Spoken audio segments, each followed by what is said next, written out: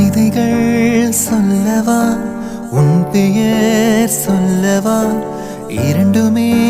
ஒன்றுதானோ ஓவியம் வரையவா உன் கால் தடம் வரையவா இரண்டுமே ஒன்றுதானோ யார் அந்த ரோஜா பூ என் கனவில் மெதுவாக பூவீசி போனால் அவள் யாரோ உள்ளம் கொள்ளை போகுதே உன்னை கண்ட நாள் முதல் உள்ளம் கொள்ளை போகுதே